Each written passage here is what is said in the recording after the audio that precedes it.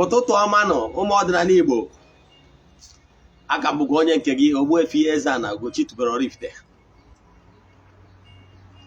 Abụ m onye isi nchụaja na Ugochi tubelu ọdịnala tempụl. Anyị na-agba afa miri emi rụkwazi ọrụ mmụọ dị iche iche. Abụkwazi m onye isi nchụaja na ọdịnala Restoration Prayer Ministry, bụrụkwazi onye mgbasa ozi ọdịnala Igbo. My mission is to help people live better life. N'ụbọchị taata bụ Orie, isiokwu anyị ji bịa n'ụbọchị taa bụ important of aja ihuoma, important of sacrifice of favor. Uru ọ bara bụ mmadụ ịda achụ aja ihuoma. Ka ọzọzi bụ ya da ihe ị kwesịrị ime ma ọ bụrụ na agbachara gị afa, ma ọ bụrụ na eziri gị ozi. Ihe ị kwesịrị ime to amend, mana ijiri ego ịmakwaghị ihe ị nwere ike ime. Ọnya ka anyị ji wee bịa. Ya ji bịa na nkụzi ahụ maka ndị mụ na nọ ka ọnọdụ ha nọ n'ọnọdụ elepụsi bunata, ọnọdụ eji ana. Gee ntị ma gee ntị nke ọma ka ị mara ihe ị kwesịrị ime. Ọkwa dị mkpa. Aja anyị na-achụ kwa ọnwa nke ọnwa Julaị ka na-aga n'iru. Anyị ga-achịkọta ya ụbọchị Tuzdee. A ga-achụ aja dị iche iche n'ụbọchị ahụ, gbukwazi ebulu anyị dị mesara aka. Ndị mmadụ ga-erikwazi ma ṅụọ, ndị ga-abịa wuru. Ọ bụrụ na anyị mesịa ya, nke ọnwa Ọgọst ga-ebidokwa n'Ọgọst 6. So ọ bụrụkwa na isonyewu na nke ma ọ bụrụ ịchọrọ isonye na aja nke Ọgọst, ihe ị ga-eme bụ ịchaatị na WhatsApp, send m ya 3 prayer request. Chat m ka nye gị akaụntụ ị ga-akwụ n'ụgwọ token to support the aja. Maka ndị bụ ndị ọfụ, ndị adịghị esonyebeghị na ụdị aja anyị na-achụ for 14 days ọnwa ọbụla, chat ya na WhatsApp 08057837672. Ndị na-esonyebugo mbụ amadugo ka esi eme ya. Anyị bịara, anyị kwuru na anyị ga-ebido nkụzi by 9 AM, mana kịta few minutes to 9. So I bido n'oge taa because of my tight schedules. So once we are through, we now banye n'ihe ndị ọzọ anyị nwere ime. So gee ntị ma gee ntị nke ọma ka ịmụta ihe ị kwesịrị ịmụta n'ụbọchị taa. Then nke a bụ ihe ị kwesịrị ịma. Mana before anyị gaa n'iru, anyị ga-eme okwu n'ala ka anyị gbalịa nwa egwu nwa obere oge. O wee cheta na ihe na-esi na nke onye akarịa. O wee were ọjị wee kpọkwuo nna ya, kpọkwuo nna ya ancestors, kpọkwuo nna ya nwụrụ anwụ, si ya biko ọnọdụ m a nọ ọ dịghị mma. O nweghị ebe esi mejọ ji m di m, agbaghị m n'ilo, mana ọ dọkịta kpọmasị wee kwarata ngwongwo m na be gị. Ọnọdụ ọ dịghị mma. O mechaa agbarịrị ụbọchị anwa, o ji ọjị n'aka wee kpebie okwu a. Uche okwu a o were n'abalị ụbọchị ahụ dịka o si kọrọ nyaba akwụkwọ. O wee fụ nne ya nwụrụ anwụ na nlọ. Nne ya wee sị Adam, ya jiri ya aka. Ihe ọzọ ya pụtaziri onwe ya bụ na mkpụrụ die. Mgbe nne ya nwa ugboro anwụrụ bata na mkpụrụ die, wee kpọọ nna di ya ụgwọ onye nke ngwori ya nwụrụ oge gara aka, wee kpọọ ya afọ na akpụ ya ka ọ dị ndụ. Kpọọ ya maazị, wee sị ya maazị, mgbe nwa gị bịara ka abịa n'ọnwa nwaanyị, ọkụ maka mụnyere ya n'aka, biko kwe ka ezinụlọ a ụlọ gba ngwa nwaanyị. O wee sị na ọhịa ka emechara na nlọ ya, wee tata wee bụ ụlọ na nlọ ya, wee naba tatara bịa wee na-asị kere ihe nke apụtara. Olulo otu ọnwa ya alụkabe nne ya, di ya nwa wee sikwa ugwu Awụsa ebe ọ nọ, wee nyere moto wee bata bịa, wee sị ya nwaanyị bata ngwongwo gị ka ha nachigara ebe ha ugwu Hausa etu a ka ha si wee dozie ịghọtara ihe na-ekwu ọ bụ ịghọta na ọdịnala dị mma mana okpuru ụka nghọtaghị ha nwere ime onwe ha nke enweghị ndozi mana ibugo na chi nke ọdịnala mere ya ọ wee dị mma ya gazie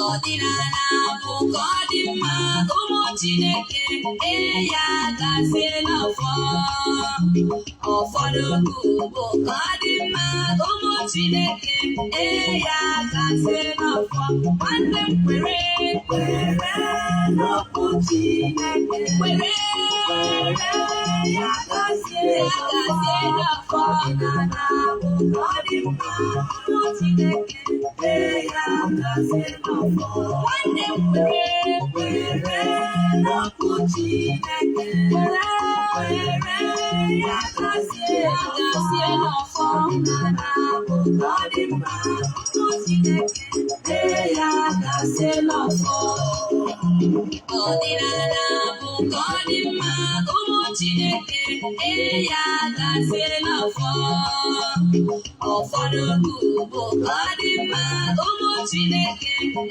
ya gazie n'ọfọ nwanne m kwere n'okwu Chineke kwere ya gazie n'ọfọ ọdịnala bụ ka ọ dị mma ụmụ Chineke ya gazie n'ọfọ nwanne m kwere n'okwu Chineke kwere ya gazie n'ọfọ ọdịnala bụ ka ọ dị mma ụmụ Chineke ya gazie n'ọfọ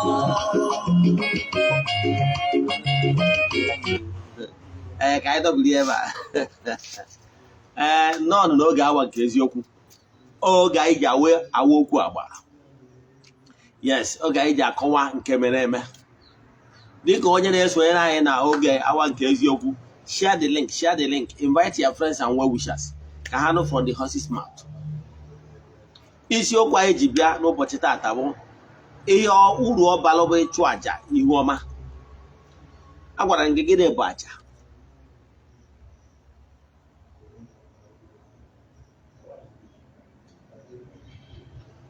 So akwụkwọ ndị ụka ọbịa ka m nwere nkọwa wee kọwara gị ya ka ịghọta ya. Ọ sị na àjà bụ ihe a na-erunye sọsọ Chukwu si n'akụkụ Chukwu. Now ka o wee gosi na ọ bụ Chukwu osebụlụwa nke ihe niile. Ọnya bụ ihe ndị ụka ọbịa kọwara ihe bụ àjà. Na nghọta ọdịnala, àjà bụ ihe a na-achụrụ Chukwu okike site n'aka ndị anjel ya ndị na-ejere Chukwu na mmadụ ozi. A wee kọwaa na enwere ụzọ dị iche iche eji achụ àjà. Enwere àjà ihu ọma, àjà mbuli elu, àjà mgbaghara mmehie, àjà dị iche iche dị. Mana ka mmadụ ga-atụ ebe a chọrọ àjà ihu ọma na agba ochie. And ka ịghọta ihe wụ the real concept of ịchụ àjà ihu ọma. Ọ nwụ na agba ochie na ancient book, onwe onye a na-akpọ Ken and Abel. Ken and Abel ụmụnne na-abụ.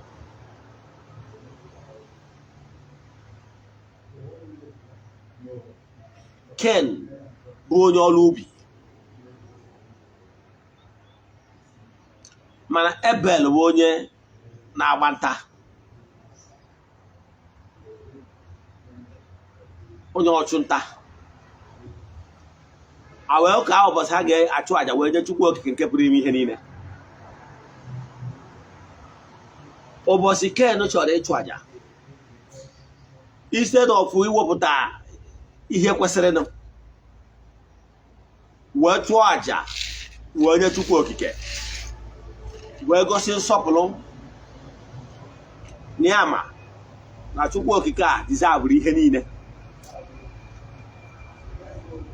ọ ya bata na ọnwụ na agba ochie a na-enwe aja a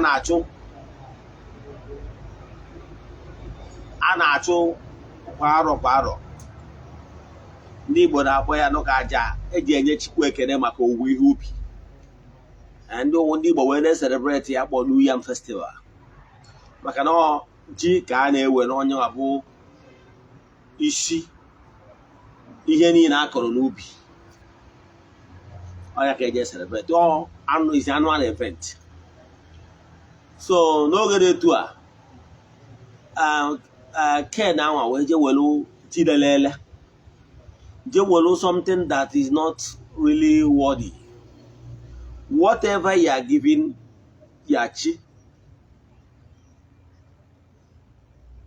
ihe ọ bụla iji achụ aja mana ọ bụrụ ihe gị nwere onwe gị tienu mana na o tozughị etozu ma ọ na ihere na-eme gị, nke bụ eziokwu bụ na ihe anwa ezighị ezi. Ihe ị ga-eji chụọ aja ga-abụrịrị ihe ọ ga-abụ ijide n'obi ọma gị ịma na yes you are with something. Onye bụ ihe ịchụ aja pụtara. So eche ịchụ aja eji ayọta ihe ọma ya bụrụ something si n'obi gị pụta. Nke mbụ ọma bụ na mmanya, nke bụ ọ ga-abụrịrị ihe si n'ime ana n'obi gị wee pụta. Akụwago m ihe gbasara aja wee sị gị na nke bụ eziokwu na ezi asụsụ na Chukwu okike ma ọ bụ ndị anjelu nke ha nke ndị anjelu nke na-ejere ya ozi, all the elements na ha enwere ọnụ. They are not the one eating those aja. Yes, wee kọwala gị na ndị anjelu nke Chukwu mana ihe ọ pụtara bụ na mgbe ọ bụla ị wetara ihe aja wee bịa n'ihu ndị anjelu nke Chukwu na-ebịara ịchụ aja, ihe o gosiri iwu obi recognition, gratitude. Na-ebịara example na ị wetara ihe ị ga-eji wee chụọ aja wee sichi onye ụwa m na-ekene m gị n'ụbọchị taa na m sị ka m recognize ya gị ka m chụọ ihe gbuo ihe aja ka mụ na wee rikọọ ka m wee chụọ aja ka m wee mesara aka. That ncheta nwa bụ ihe that counts.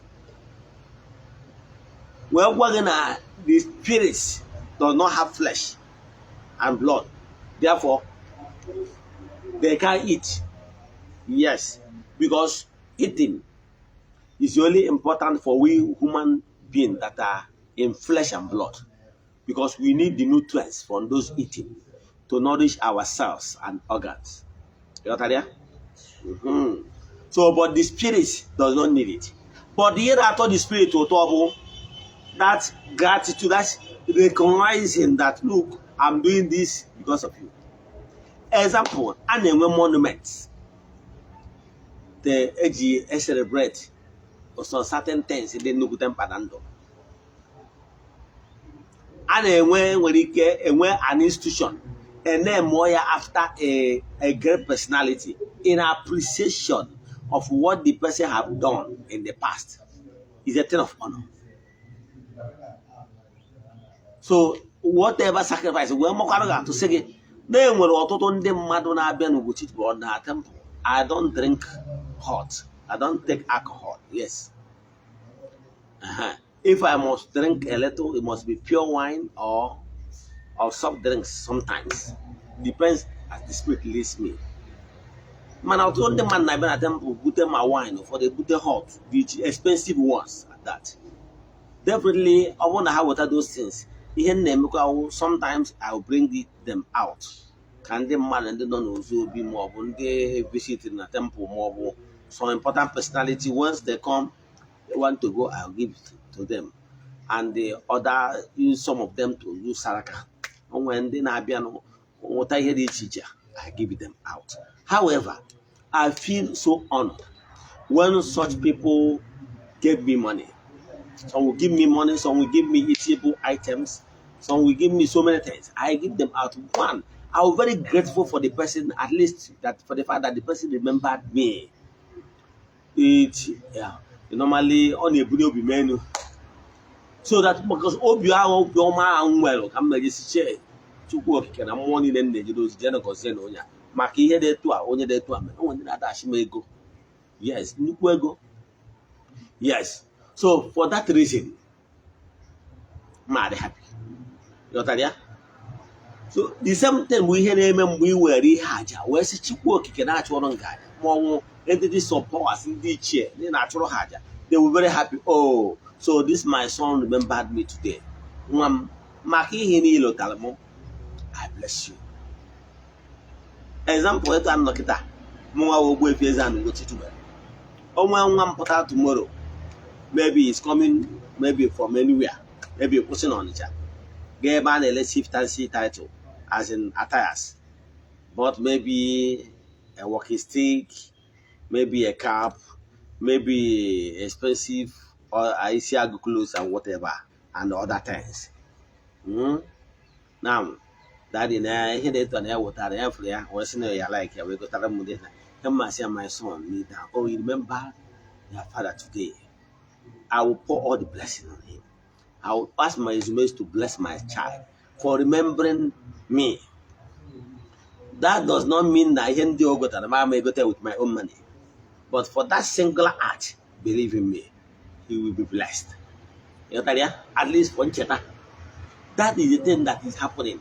Whenever you do sacrifice, example, when I look at yesterday, when I said the ego, Muboro is Mesu, the Manahasu. Ano. By Monday, I go I get you to Jawaja. I got Yoku for the fact no rotar by Yesumesu, my Yesumesu Gelotia. For the fact no rotar morning and the Jerosi Hagelotia. All for Nagonis. And all for I'm not go was Monday this year. Because I was forcing you to come and send the video. Let me show you all. Now, here na check wabo. Aja abu ihe si no bigi wepụta. Aja ga achụ no mmụọ.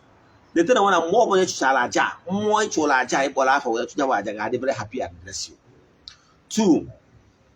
Other creatures. You can call them lizard, you can call them ants, you can call them birds, you can call them whatever. But the most important thing that they are elemental, they are animistics, and they return glory to the creator of the whole universe, who created them too, the way he created me and you. Hagasi Chukwu okike. Ihe ọbụna EZE-ANA bụ n'obi wee chụọ aja. Let that wish be granted. You can see it. So by so doing, they have already joined in interceding on my behalf. So in a chuaja, Namwe na chuaja, what I'm saying now. That's what you know, Shebuna. No one no kigwe, the hair were ruby or boba. Manachubun kigwe, Nazo Handy.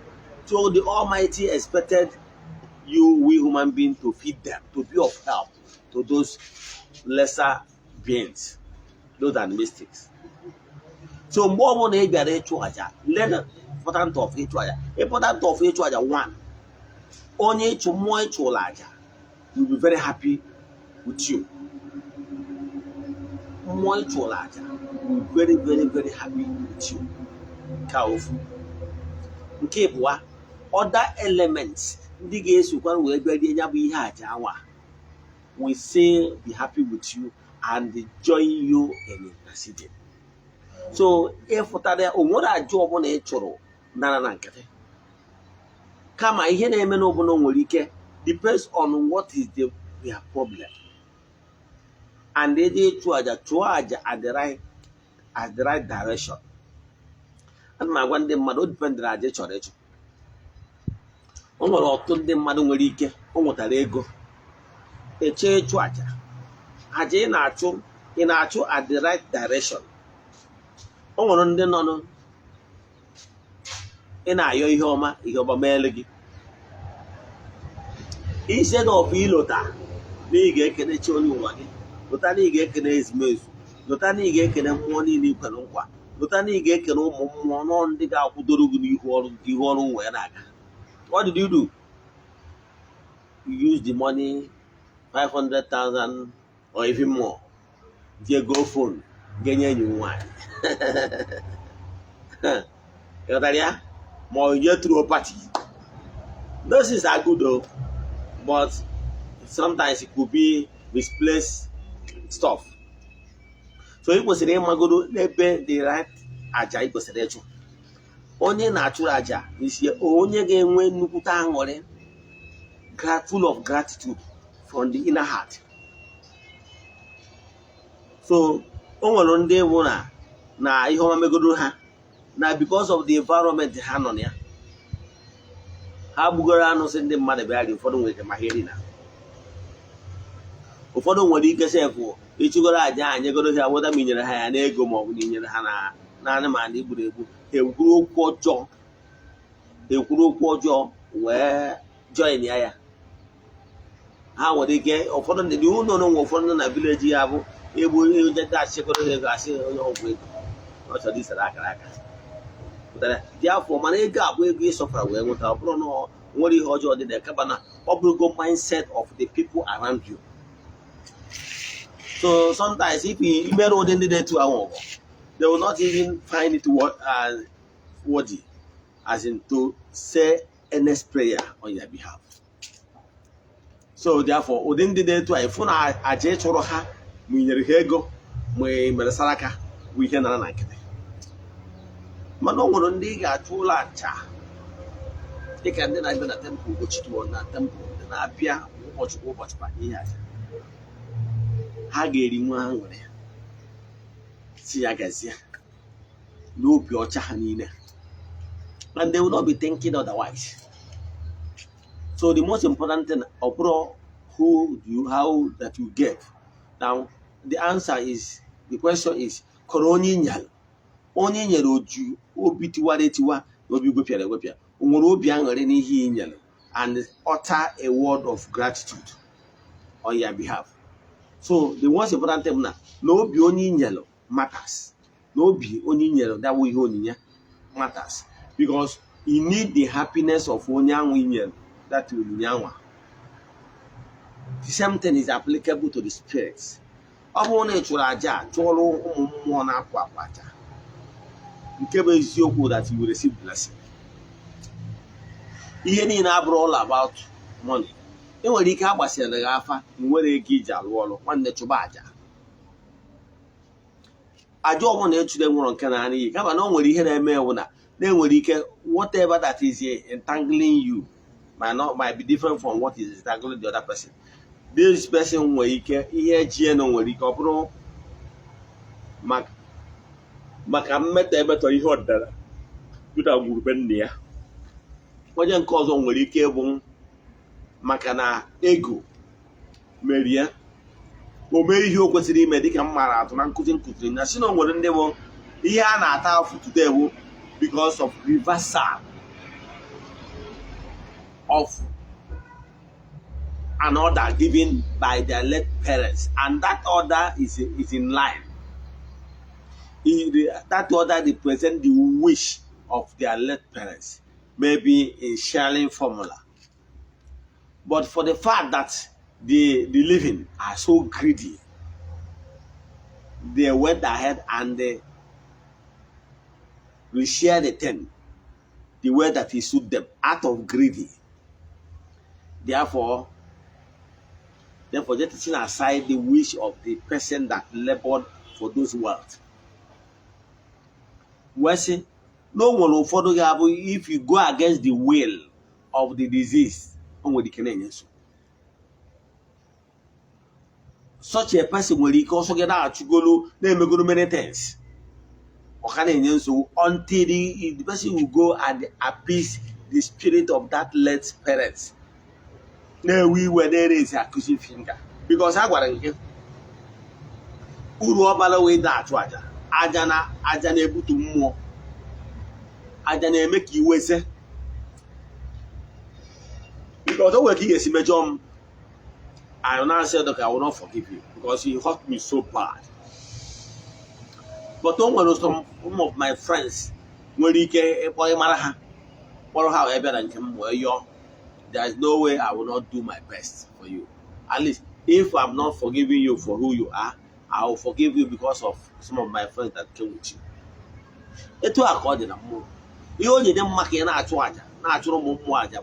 so that all those elements, entities of powers, they will join you and intercede on your behalf. But here, do you know the magnitude of what you have done? Do you know? To you, what you have done is so simple to you. But in the world of spiritual, although so simple, what is important is consistency. For example, somebody can do something against me and hurt me so much. I'm forgiven at the same day. I might say, okay, go, I don't want to see you. But believe in me, if you remain consistently, pull it in. Maybe I have seen you, you humble yourself, doing some of these half chores or doing other things to show that you already humble yourself. Time will come where I will speak at you and say, young man, thank God I have forgiven you. I'm going to help one career, I can see help you. Because I have seen total remorse from you. Problem you just came to Ordinana today, you do sacrifice tomorrow or you pray tomorrow, and they want everything to end. It's not magical. Yes, because you have stepped on toes. In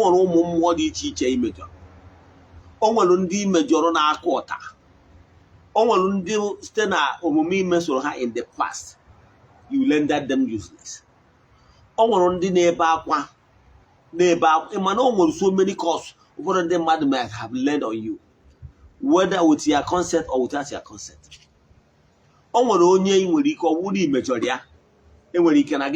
Business shit money majoria, more native abortion, and so many other things. So many things you can hurt somebody, you can hurt human spirit in so many ways. Those things are clamoring for your head. So manage Ichuaja, it will take time, but the fact remains that the anger will keep coming down gradually.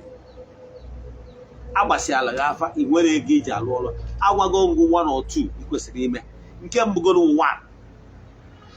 If you don't have money, Ichuaja. Yes, I was there with so many ways of Ichuaja. Ajani na abura ajani eriego. Some certain simple rituals you can do yourself. But your problem is that you are so lazy to apply those principles.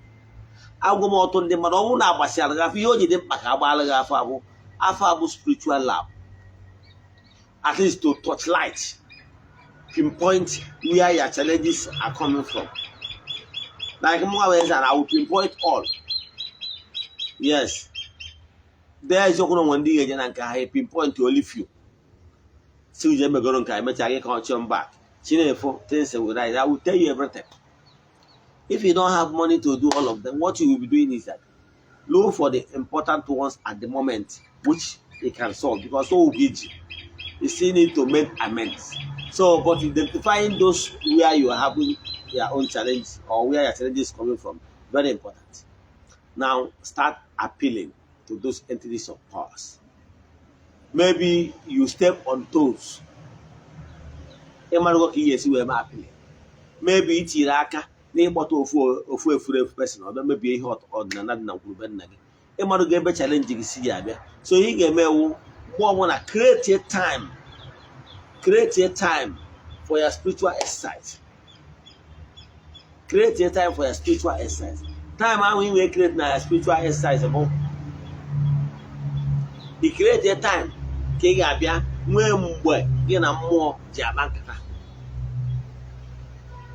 must get that one done.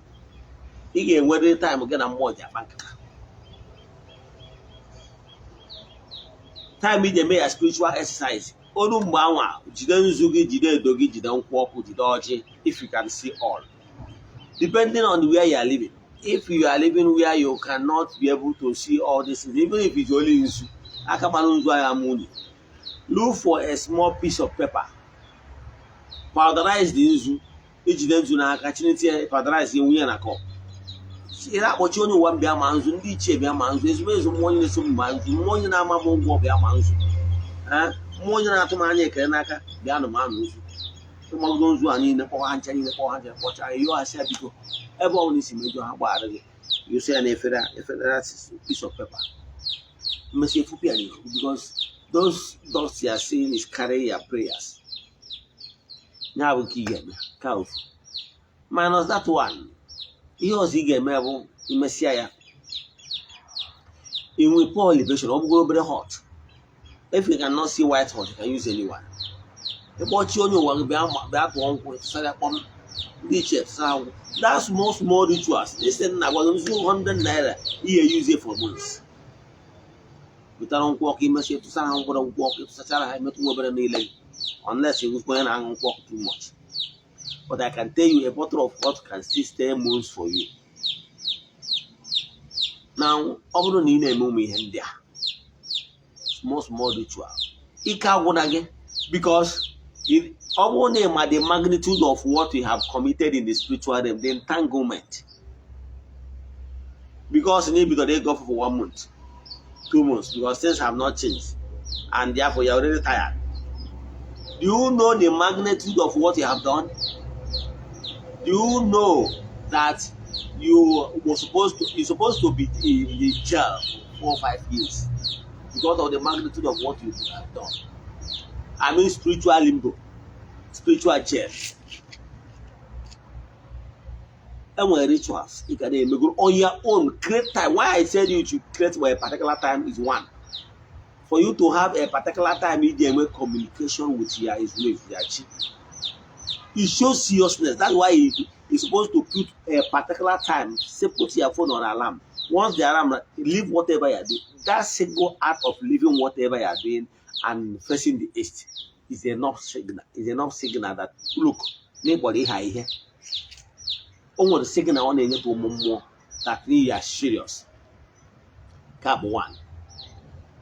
2, it helps you to build your spiritual strength from scratch gradually. Those things you are burning is liberation. Sometimes you can even lighten up a candle. But the candle could be lighting it up. Yes, you go to work with a candle. Next day, but you light the candle. Well, can I here? How will you here? The problem is that some of you are so tired of ego. It's not easy. It's not to rise. It's important. The important thing is to remain at that top. Also, today morning when you get all aga, you don't feel here. If I see if people say life, you have to sorrow. A moral in some spiritual activities you will keep doing in order to sustain the temple. Upon to be at top, so can you sustain it?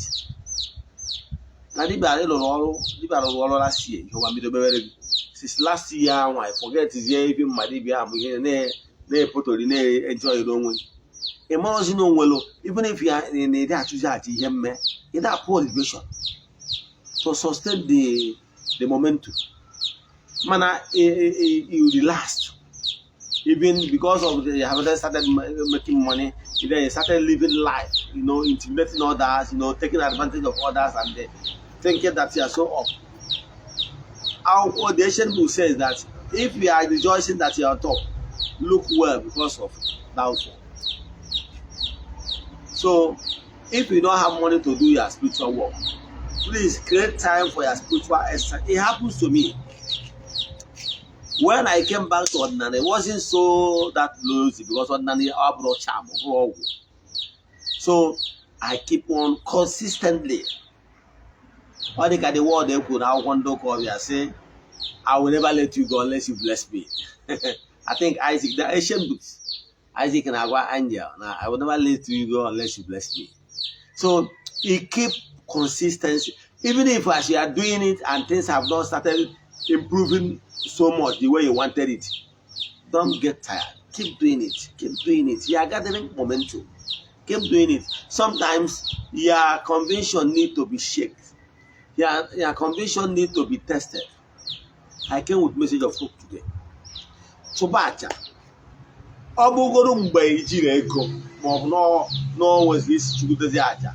Agogo mono maka aja na for 14 days. gwa gị maka aja na-achụ for 21 days nke ị nwere ike ichiri onwe gị.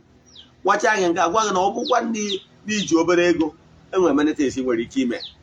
Ọ bụrụ na ị wee nọ na vileji be nna gị, ị nwere ike ije iti onye isi nchụaja na arụsị na be nna gị, jụọ ya ụbọchị arụsị a eji abịa egburu ya na eji abịa ayọ ya ayọ, gwa gị ihe ị gosiri ime, ihe ego ọkụkọ, ihe ego ji, ihe ego ihe saraka, iru ebe a gụrụ nkwụ, gụrụ ọjị na ego dị anụ, gụrụgasịa ma akwa ma ihe ndị ọzọ ị ga-agbawa arụsị be nna gị, chi prince wee egbu onye ma anụ n'afa gị, ewere erie wee mee saraka, wee yọọ mmụọ ihe dị gị mkpa. The same thing nwekwara ike ime the same thing na arụsị ikwu nne gị, wee yọọ for favor, yọọ maka ihuoma. Minus that one, ọgwa ndị nọ ebe tara aka na Ugochi tụrụ na temple, anyị nwekwara ike inyere gị aka. Ị nwekwara ike ịnọ, anyị gwara gị na ọrụ anyị na-arụ na temple, the distance is never a barrier. Ezugo ka abụrụ a barrier. From there, you can still partake in sacrifice of favor we normally do in the temple on individual basis. O nwere ndị ejiri ego, o nwere ike wuti 15,000 naira that are good to go. With that 15,000 naira, ha ga-eji wuya wee gota ihe onyinye dị iche iche, ma mmanya ma ọjị ma nzu ma edo ma abụbụ ugo ma mmanya ma ebe iwurie m ọkụkọ and rest of them. A ga-eji wee bịa yọọ ayịyọ n'ihu mmụọ na-apụ apụ na temple otu ịgbanyetara. Ọ bụrụ na arụchara ọrụ itie tọtọ mana ị nwewuru ọgwụrụ 15,000 naira ị ga-eji gote ọkụkọ, gota ihe ndị ọzọ gasị n'idiri, ị ga-eji wee bịa yọọ ayịyọ, yọzie mmụọ na-apụ apụ, si ya biko ya mere gị ihe dị etu a, mere gị ihe dị etu a, bido n'oge dị etu a, mere n'oge dị etu a, na ọ bụrụ na o mere gị ihe dị etu a, dị ya abịa wee nye ekele ime ya. And ka akwa ada ikwe mmụọ nke imezuo ya na ọ bụghị ya na-efu changes within that time frame. Ghọtara ya? So the same time, ọ bụrụ na ihe emewu na mmụọ dị na be nne gị ma ọ bụ mmụọ dị be nna gị, nkwa ike ime na temple mee ya, ikuku mmụọ ekusa gị, mana ọgwa nna na ịnọ ebe tara aka, ịnọ mba ofesi ma ọ bụ na ebe tara aka na ịma abịawu mmụọ, ma na ịma abịawu, you can say communicate, send what it takes. Ọ bụrụ na temple etu anyị si eme ya bụ will video the items, then na ọkwa n'ihu mmụọ gụọrụ ọfọ bụ onye bụ ọkụkọ iweta on your behalf, send the video only to you, only to you. Ịma na ihe ọla adịmesi show ihe ọ na social media. So ihe na-achịkọwa bụ na a distance abụrụ ebara ya. So na ọ bụrụ na ị nọ ebe tara aka na ịma abatawu na Nigeria, ịma ọhụrụ mgbe mmadụ ya esi eme expect ka onye tiri eti eji ọkwụdo ego ọ ga-eji wee nwụrụ papers, etiri ọkwụdo ego ọ ga-eji wee gba flight ịbatawa Nigeria jeboro ego. No, ebe anwa, once you send their money, the sacrifice can still be carried out on your behalf, and the more can still bless you. So ịkụzi na ọtọ, ọ bụrụ na ijiri ego iji alụ ọrụ, you are pouring liberation on your own. Maybe ịchọzi ka ịyọọ ayịyọ, yọọ mmụọ ayịyọ ka mmụọ paakị ya gị. Ihe ahụ ihe ya ahụ onye ọbụla ị chọrọ na-arụrụ gị ọrụ, igwe ya chụọrụ gị aja ihuoma. Ọ bụrụ na Ugochi tụọ na temple anyị na-eme ya, agwagasịa gị ihe ndị a ga-egota wee chụọ aja, yọzie mmụọ ihe dị mkpa anyị na-eme ya. Even Monday another yesterday, Saturday anyị mere ya, Monday nkwa ndị anyị ga-emeri ya. Nwekwazi ndị chọrọ ịbịa je ekenekwa, anyị emekwa on Monday, ndị mmụọ mere ife. So ihe na-achịkọwara gị bụ na chụba aja si something happen. Aja niile ị na-achụ abụrụ iwu na ọ ga-abụ aja ihe mmee. Aja ihe mmee ka onye nchụaja nwere ike chụrụ gị ma ọ bụrụ na ị nọrọ nso. Mana ọdịnarị aja ndị ọzọ like pouring liberation and the rest of them, those ones you can do it yourself. Then oruzie na aja ihe mmee onye nchụaja gị nwere ike tụziere gị nke ahụ. So ihe na-ekwu bụ ka ị na-anụ olu m, ọ bụrụ na n'ụzọ ga-emepebeghị, chụba aja ihuoma. Aja ihuoma na-emepe ụzọ, kama ọ bụrụ na nke ga-ebidobeghị ozugbo, it's just a matter of time, maka o nwere ike nwee some entanglement. Maka na o nwere aja ị ga-achụ, ọ bụrụ na ihe ga-ewepụrụ gị nseke, ihe ga-ewepụrụ gị okwu ka ị nwere ike na-asị na ị nwere ego, mana o nwere ike ọ bụrụ na o nwere nsogbu na-acha ịbịara gị ga-eri ma nke ị nwere enwe, mana aja ahụ ị chụrụ nwere ike bupụrụ nsogbu anwa. Eziokwu na efuru ego mana ị banyere na nsogbu.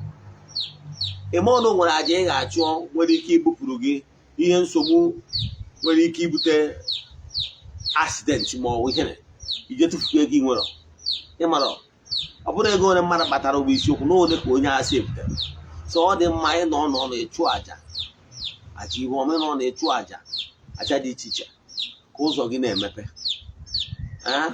maka onye ọbụla na-achụ aja ihe adịghị eme ya yes etu a mbụ dibịa ama m aja m na-achụ n'isi m na n'isi ọmachụ all over the world last week ya last day before yesterday wọnsụrụ aja ndị anyị chụrụ anyị ji eburu chụ n'isi our children all over the world without even informing them. That is watching their backs. So what I'm saying is this: from today, ọ bụrụ na ị nwere ego iji achụ aja, ọgwa na ị nwere ego iji achụ aja, ike dị gị na polybation. Ọ bụkwa na ike adịrọgụ na nke a, ị nwere ike gwagwa m chaatị na WhatsApp 08057837672 ka m nyere gị aka etu a ga-esi na ihe ndị a ga-egota wee bịa n'ihu mmụọ wee yọọ ayịyọ gwazie mmụọ ihe ihe emeri ma ọ bụ na igwe obetere gị na chidimma dịrị gị lerecha vidio a ma ọ bụ na-echọ ịnene vidio a in full jee na ma YouTube channel ka watch this video Ogbuefi EZE-ANA Ugochi tubelu oraifite ihe ejikwa afa nweta na Facebook ọ ihe ị ga-eme nke ọzọ wee na-echa vidio atụtarịa ndị ya dị ụlọ invite your friends and well wishers ọ bụrụ na ị chọrọ ka anyị rụọ ọrụ mmụọ dị iche iche ma ọ ka anyị nyere gị aka chụọ ọrụ gị aja ihuoma ma ọ ka agbara gị afa bido enyi send them message na WhatsApp 08057837672 Ogbuefi EZE-ANA Ugochi tubelu baha m ka anyị mee ụkwụ na ana egwu a na-abata kịta bịa na anyị nyezie ngozi nke mmechi program oge awa nke eziokwu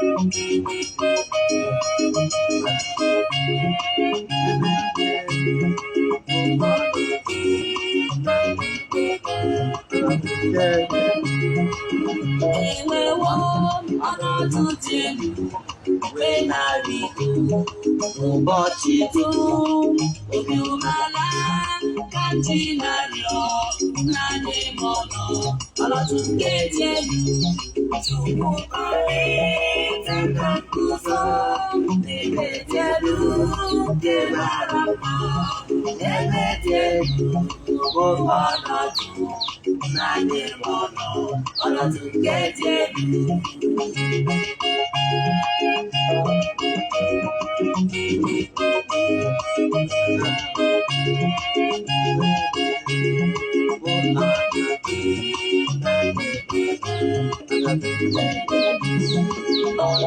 ụtọ ịna atụ ebe obi mara mmiri na ụfọdụ na-atụ egwu oriri aka bebetelu chukwu kpali teka ụzọ bebetelu emara mma ebetelu bụ ọnọdụ naanị ọnọdụ nke dị elu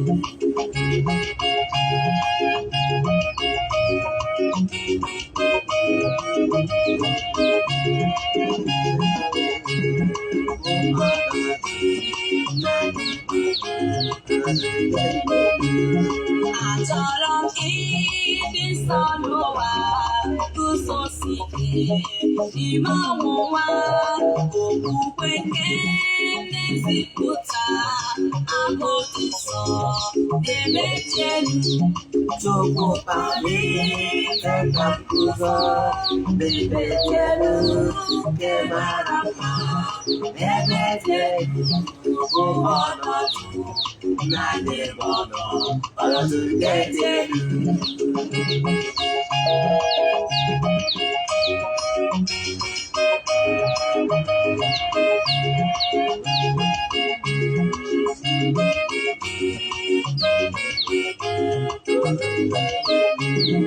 ọchịchị Itombo inantutiedu kamchotana amariroma nariosike nebereke nanye modo olatuketelu Chukwu padi tengambuso nebetelu emarama ebetelu uhonodu nanye modo olatuketelu